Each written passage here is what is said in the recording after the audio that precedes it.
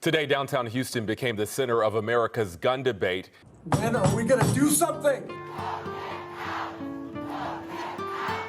Nowhere else does that happen except here in the United States of America, and it is a choice. This is totally predictable when you... Sir, you're out of line. Sir, you're out of line. Let's talk about one of the most commonly worshipped idols of the Bible.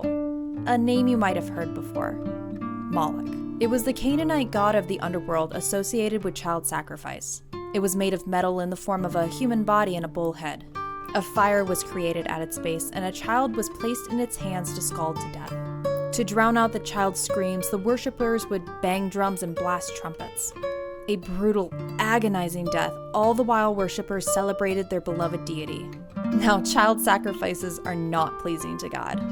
When the Israelites were entering the Promised Land, God gave the command to not sacrifice any child to Moloch or face death, and anyone who turned a blind eye would meet the same fate.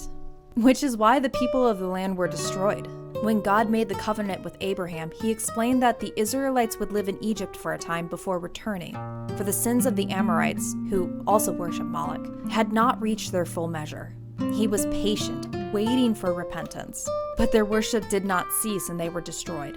But after Solomon's reign and the split of the kingdom, Moloch returned as a worship deity. High places were constructed throughout Israel and Judah dedicated to child sacrifices. The worst of the kings participated themselves, and even the better of them who did what was right in the eyes of the Lord kept the high places for worship.